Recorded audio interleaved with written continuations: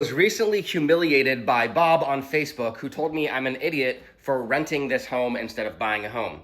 If you're in a similar position, let me break down why renting could be better for you. And a quick disclaimer, if you have the attention span of a squirrel like me, this is a long and educational video. But if you find yourself in my position between renting and buying a home, check it out. I'm gonna break down all of the problems at once, and then I'll go into detail for the folks who wanna just scroll past. Problem number one, I'll need about 60K all the way up to 80K for down payment and closing costs. That's even with a 10 to 15% down mortgage.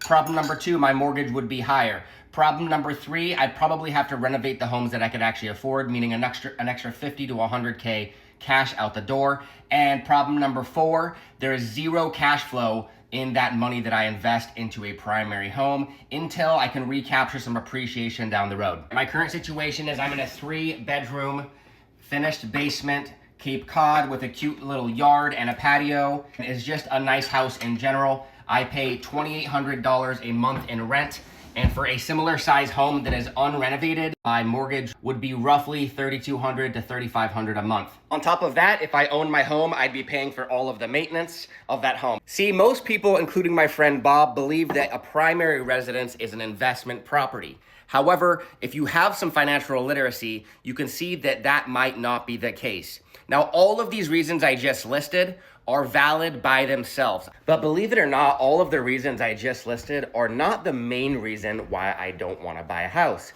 The main reason is that I am a business owner and I see that my money can go to work for me better in other ways. Let me break it down. This side is buying a house. This side is my business. We're going to use easy numbers. Let's say it takes me $50,000 to get into that house. And let's say, for easy math, another $50,000 to renovate the homes that are similar size within my budget. So immediately, I'm out negative $100,000. On top of that, my monthly expenses will increase. We're going to be conservative here too, but by my math, my mortgage is called PITI, which is mortgage insurance taxes, would be $3,200 a month versus what I'm paying now, which is $2,800. 100K out, $3,200 a month, and increased monthly expenses. On top of that, zero cash flow. All right, cash flow meaning your money is working for you, your money is making you money. And then lastly, you do not capture the value of that real estate. It's called appreciation. You do not capture it for about 5 to 20 years. And even when your house appreciates, that's called trapped equity. You have equity in your home, but you cannot really utilize that equity unless you maybe pull out a HELOC or refinance your home. But it takes time to get to that equity, all right? That's if I buy a home. Now let's look at the business side. This is my business.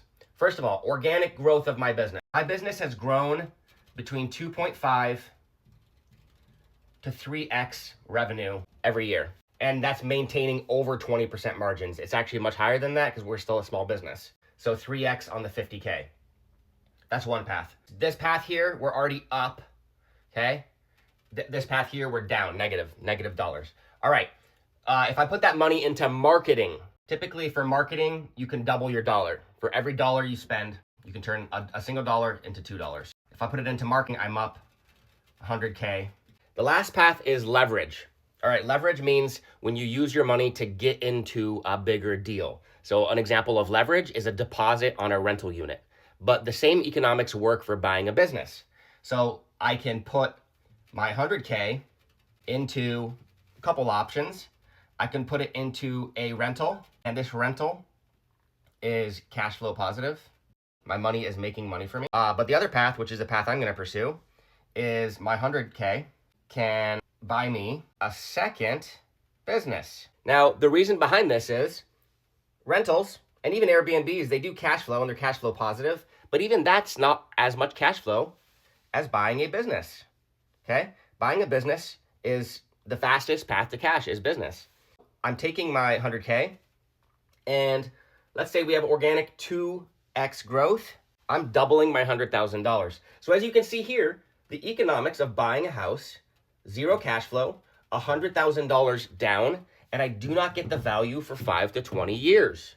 The economics of keeping my money, putting it into my business, is immense. I could double my money, maybe even triple it. And on top of that, my rent is lower than what my mortgage would be. And that increased profit in my business increases the multiple of my business valuation should I choose to sell it. A multiple much, much, much, much, much higher than your 3 to 5% primary residence appreciation. If you made it this far, you are an absolute saint. And I will tell you is that buying a home genuinely builds wealth in time, but it's slow wealth. Buying or building your business is fast wealth. But why would I take all of the capital I have and put it into a giant pit of loss when I could take that same capital, keep my monthly expenses low, and put it into something that builds my wealth? Let me know your thoughts.